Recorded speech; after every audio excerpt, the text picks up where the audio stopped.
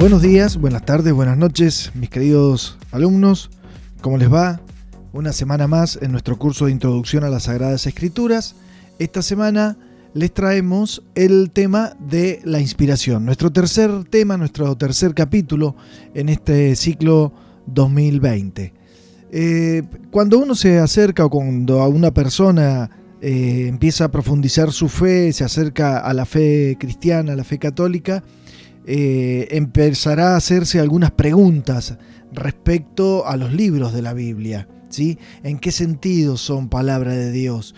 ¿Cuál es el papel de Dios como autor en la Biblia? Si en realidad a Dios ni le vemos, ni lo oímos, ni lo vemos que escriba, ¿sí? Nos han dicho que Jesús no escribió nada. Entonces, ¿en qué sentido la Biblia es palabra de Dios?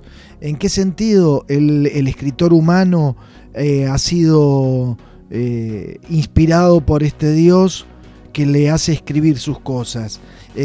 ¿Cuánto hay de ellos, de puramente humano, y cuánto hay de Dios en la Biblia? ¿Sí? Y si se han equivocado, bueno, el documento dogmático, la Constitución dogmática Dei Verbum del Concilio Vaticano II retoma este tema y une varios temas. Digamos, toma la inspiración como introducción para hablar de la verdad en la Biblia. ¿Cuál es el concepto de verdad? ¿De qué verdad estamos hablando cuando hablamos de que la Biblia lo que dice es verdadero? ¿Sí? Y estos dos temas, inspiración y verdad, para enlazarlo más adelante con la interpretación, con la hermenéutica, que va a ser otro tema que vamos a ver más adelante también. ¿Sí? Entonces, merece saber la persona que se acerca a la Sagrada Escritura qué es lo que contiene la palabra de Dios, qué es lo que se afirma cuando decimos esto mismo, ¿no? Porque algunos se piensan que la palabra de Dios, decimos esto porque el autor escribió al dictado del Señor, al dictado de Dios, del Espíritu Santo, ¿no? Y esto no es así, porque de hecho quizá esta confusión también viene de muchas pinturas, como la que vemos, ¿no? En la cual el escritor aparece con un angelito o con Dios dictándole al oído qué es lo que tiene que escribir, ¿sí? Evidentemente es mucho más compleja la cuestión y por eso hablamos de la inspiración. Hay dos textos en la Escritura que nos van a servir de hilo conductor de este tema, que son interesantes para tenerlos en cuenta y después lo vamos a volver a retomar, y también un texto de Dei Verbum. El primer texto de la Escritura, la misma Escritura, San Pablo lo dirá en la segunda carta a los Timoteos, dice: toda Escritura es divinamente inspirada. Obviamente cuando él hablaba aquí de Escritura se está refiriendo a toda la Escritura que hemos recibido desde el pueblo judío, ¿no? Pero esa concepción clara que ellos tenían, de si bien sabían, ellos adjudican, por ejemplo, todo el Pentateuco a Moisés. Si bien saben que Moisés es su autor en principio, dicen esa escritura ha sido divinamente inspirada, ¿no?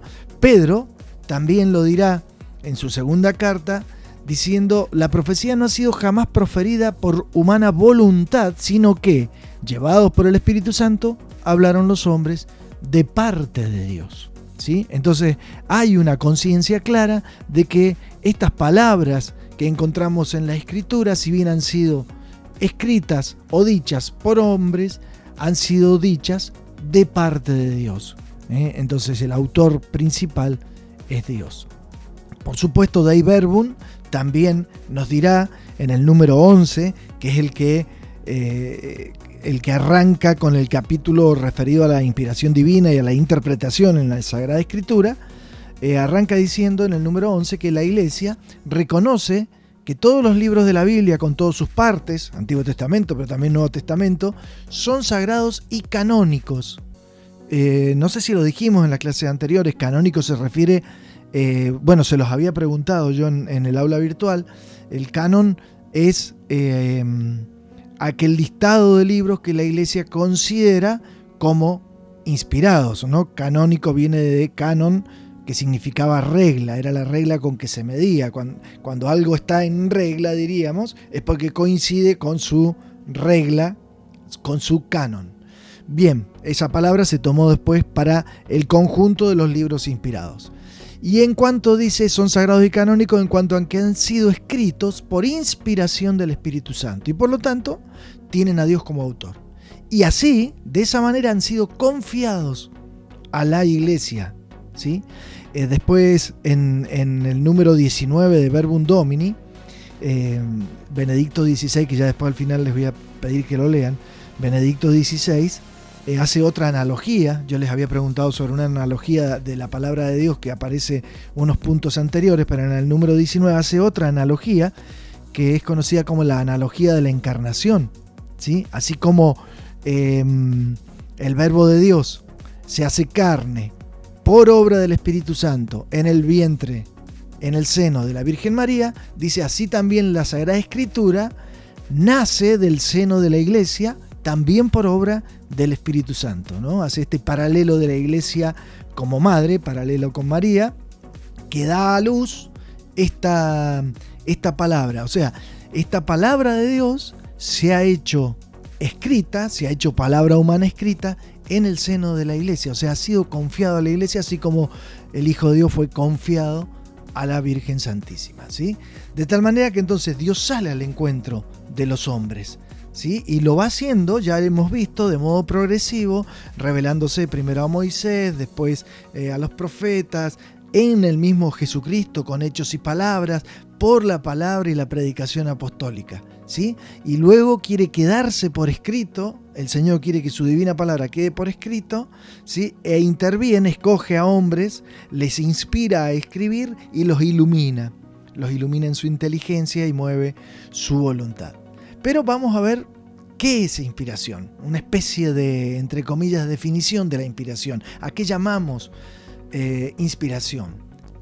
Al influjo sobrenatural de Dios sobre la inteligencia y voluntad de cada uno de los agiógrafos, de los escritores sagrados, ¿sí? A eso se le llama inspiración.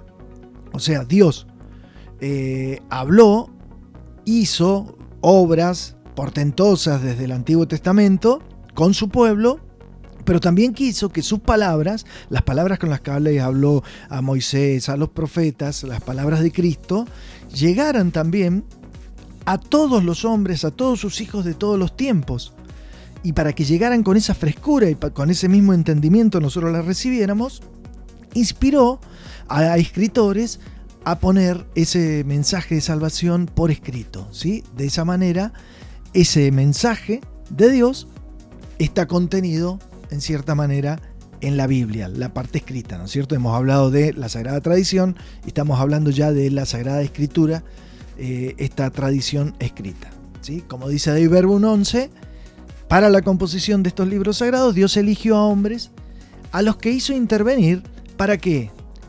Atención con esto, utilizando sus facultades y capacidades, o sea, la facultad de su inteligencia y la capacidad de ellos escribir en la forma que ellos mejor lo comprendían, pero obrando el Espíritu Santo, obrando Él mismo en ellos y por medio de ellos como verdaderos autores, para que pusieran por escrito todo y solo lo que Él quería, ¿sí? Vamos a ahondar un poquito más enseguida en esto. Por lo tanto, respecto a la autoría, podemos decir que el autor principal es Dios, el Espíritu Santo, ¿no? Pero se sirve de autores humanos, a los cuales los ilumina en su inteligencia, en su entendimiento, para que comprendan qué es lo que Dios quiere decirles, inspirarles, para que pongan por escrito, y mueve su voluntad para que escriban eso, lo que Dios quiere decirles, y a la vez los cuida para que no se equivoquen. ¿Pero en qué? Si habíamos dicho que la Biblia no es un libro de historia, no es una biografía, no es un libro de ciencias que nos quiere adelantar cosas que la ciencia debe buscar por sus propios medios, sino en lo concerniente a lo que era el objeto de la Sagrada Escritura, que era que Dios quería revelarnos cómo es Él, su naturaleza, o sea, el conocimiento de Dios, y revelarnos su voluntad de salvar a todos los hombres, ¿sí? Nuestra salvación eterna. Y ese movimiento de la voluntad no es un movimiento, no es que Dios tome la voluntad de la persona y le quite la libertad, como si le moviera la mano para escribir, sino que asocia o hace que el hombre ponga su voluntad en sintonía con la voluntad de Dios, ¿sí? En ese sentido, decimos que todos los libros de la Biblia han sido escritos con esa asistencia del Espíritu Santo, ¿sí? O sea que la Biblia tiene como autor al mismo Dios y también al agiógrafo, al escritor sagrado, a hombres santos, ¿sí? Que son los que pusieron por escrito. O sea, la causa principal es Dios, como causa sobrenatural, digamos, y como causa instrumental los hombres que finalmente quisieron escribir el libro y lo hicieron, ¿sí? Entonces, atención que para la escritura, estos agiógrafos, estos hombres santos que pusieron por escrito, han actuado igual que cualquier autor humano, ¿sí? Cualquier autor humano busca, imagina, indaga, investiga, ordena, piensa, profundiza. Es lo que dice un poco San Lucas cuando arranca su evangelio. Permítanme, espérenme un poquito que tengo aquí la Biblia. En Lucas, en el capítulo 1, versículo 1, apenas arranca su evangelio. Creo que ya lo habíamos leído, pero lo leemos de nuevo. Dice: ya que muchos se han propuesto componer un relato de los acontecimientos que se han cumplido entre nosotros, según nos lo transmitieron quienes desde el principio fueron testigos oculares y ministros de la palabra, también yo, dice Lucas, he creído oportuno, después de haber investigado cuidadosamente todo lo sucedido desde el principio, escribirte una exposición ordenada. O sea, acá Lucas se muestra como el autor, el escritor que ha tenido la inspiración de escribir un libro sobre un determinado tema, se ha puesto a investigar primero para luego ordenadamente escribir sobre ese tema, ¿sí? Eso mismo ha hecho entonces cualquier autor de la Biblia. Y el Espíritu Santo lo ha asistido respetando a esta acción del autor humano. El Espíritu no anula, no sustituye al autor humano. El autor humano conserva todas sus capacidades, todas sus facultades y las pone al servicio de la voluntad de Dios, ¿sí? ¿Y qué hace el Espíritu Santo? Eleva esas potencias naturales, esas capacidades naturales al orden sobrenatural, de forma que esa palabra humana escrita sea también toda palabra de Dios, ¿sí? Por lo tanto, ejerce como una triple acción el Espíritu Santo. Ilumina el entendimiento para que entiendan lo que Dios quiere decirle, les mueve la voluntad para que escriban todo y solo lo que Dios quiere, referido a la naturaleza de Dios y a su voluntad, y les cuida para que no se equivoquen. ¿En qué? En nada concerniente a la salvación. Puede equivocarse en el nombre de un río, puede equivocarse en si existía o no existía tal montaña, puede equivocarse si tal animal es o no es de tal o cual familia o especie, pero eso no es importante para nuestra salvación. Donde lo cuida de que no se equivoque en lo referido a la salvación. Tema que vamos a ver en la próxima clase, el tema de la verdad en la Escritura, ¿no? Como decían en la época de Santo Tomás, Dios asiste a la sensibilidad artística del autor, no anula la sensibilidad artística del autor, ¿sí? De tal manera que podemos sacar un par de reflexiones importantes, ¿sí? La primera: Dios habla en la Biblia por medio de los hombres con un lenguaje humano. Esto lo hemos dicho varias veces, ¿sí? Porque Dei Verbum 12 lo va a volver a recordar. Dios habla en la Escritura por medio de hombres y en lenguaje humano. Lo va a volver a recordar justamente, lo vamos a ver la próxima clase, cuando entremos en el tema de la verdad en la Escritura, ¿sí? O sea, la palabra humana es la que, volviendo a esa analogía de la encarnación que nos recordaba Benedicto XVI, la palabra humana es la que le ha dado cuerpo y forma a la palabra divina. En cierta manera, la palabra humana ha encarnado en sí mismo, o la palabra divina se ha encarnado en palabra humana, ¿sí? ¿Qué es lo que hace posible esta mediación? Pues la presencia del Espíritu Santo, que actúa tanto en el autor como también en aquel que se vuelve hacia la palabra de Dios como oyente o como lector, ¿sí? Para que bajo la acción del Espíritu, esa palabra humana escrita hace tantos siglos en culturas tan lejanas a la nuestra, llegue a ser para nosotros como si Dios mismo lo estuviera diciendo hoy día, ¿sí? Se entiende de que el mensaje ha sido escrito con esa mentalidad, con esa cultura, con esa forma de escribir de aquellos autores humanos, pero el Espíritu Santo nos ayuda a que aquello que está tan lejano en el tiempo para nosotros sea para hoy una palabra actual, ¿sí?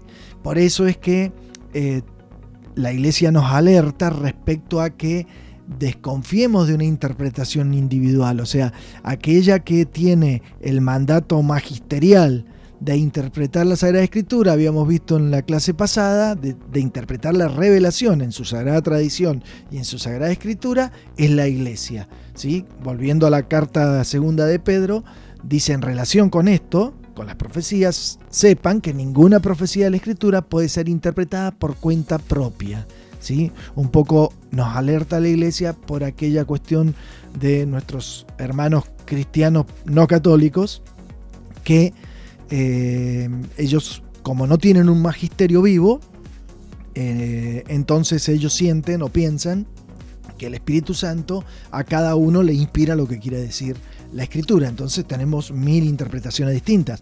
Eso no quiere decir que cuando yo lea la Escritura, escuche la Escritura, sobre todo estando en la liturgia, no sienta que el Espíritu Santo me está diciendo algo que viene a iluminar una situación concreta de mi vida. Eso sí puede pasar. Lo que no podemos es interpretar un texto de la Escritura de manera distinta a como la han entendido e interpretado los cristianos o la Iglesia por 2000 años. ¿Sí? Entonces a eso se refiere. No olvidemos que a quien da las llaves Cristo es a Pedro. Sobre quien edifica Cristo su Iglesia es Pedro. Entonces, en la Iglesia, en el magisterio del Papa y los obispos, es donde está la interpretación de la Sagrada Escritura. Y la otra reflexión que podemos hacer, y que ya la hemos dicho varias veces, los autores del Antiguo Testamento son desconocidos, ¿sí? Si bien nosotros decimos palabra de Dios y decimos el libro del profeta tal, el libro del evangelista tal, la mayoría de los autores de toda la Biblia, sobre todo del Antiguo Testamento, son desconocidos, ¿sí? En el Nuevo Testamento tenemos una certeza un poco más porque son más cercas, hay toda una tradición, ¿no?, para saber los nombres, sobre todo de las cartas. Muchas de ellas sí están firmadas, algunos libros del Nuevo Testamento, como el Apocalipsis, sí está firmado, ¿no? Y por tradición tenemos datos sobre los otros, pero en el Antiguo Testamento esto está mucho más diluido. Entonces es muy desconocido y es comprensible porque antiguamente los autores se enfocaban más en lo que se estaba escribiendo más que en su propia autoría. Los libros son libros de la comunidad. La Sagrada Escritura es del pueblo de Dios, y por lo tanto no tenían esa intencionalidad de la autoría o de la propiedad intelectual que tenemos hoy día nosotros. Cualquier autor que se pone a escribir, lo primero que hace es dejar bien claro que él es el autor de eso que ha escrito. No pasaba así en la antigüedad. Incluso libros como por ejemplo del profeta Isaías, que es larguísimo, tiene 66, uno de los más grandes, 66 capítulos en el Antiguo Testamento. Cuando uno lo estudia, abarca en sus profecías y en los hechos que va contando más de 200 años de historia. Los estudiosos nos dicen hoy día y nos hablan de 3 Isaías, de un primer Isaías, que sería el profeta Isaías original, el verdadero, digamos, y después se ha seguido escribiendo en nombre de Isaías en la escuela, diríamos, en sus discípulos de Isaías, y por eso se habla de un segundo y de un tercer Isaías, ¿sí? Pero no, los autores seguían escribiendo en nombre de él. Muy bien, vamos a ver el tema de cómo ha aparecido el tema de la inspiración en los concilios.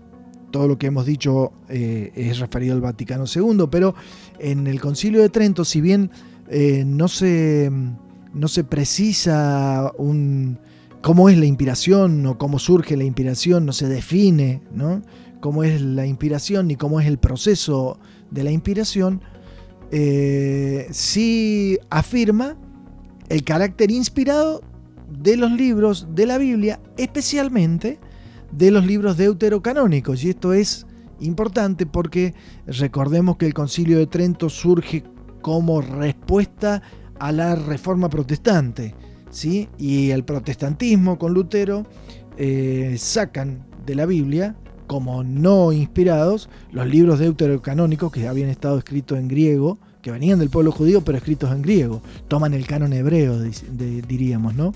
Y por lo tanto, lo que hace Trento es decir que esos libros, esos 7 libros del Antiguo Testamento, también son inspirados por Dios y por lo tanto recibidos por la Iglesia como palabra de Dios. El Concilio Vaticano I repite, asume la doctrina de Trento, pero hace una precisión respecto a la naturaleza de la inspiración, rechazando 2 opiniones equivocadas que aparecen a veces respecto a la inspiración o no de los libros o por qué los libros estos de la Biblia son palabra de Dios. El primero se llama aprobación subsecuente, o sea, como si dijéramos posterior, ¿sí? Como si dijéramos que un libro de la Biblia es inspirado porque ha sido aprobado por la Iglesia como palabra de Dios, ¿sí? No es que el libro sea inspirado o sea palabra de Dios porque la Iglesia lo dijo, sino que ya habíamos dicho que la Iglesia ha recibido esto como palabra de Dios, ¿sí? Por lo tanto está mal eso. Y por otra parte, la otra opinión equivocada a la cual da respuesta el concilio es la asistencia negativa.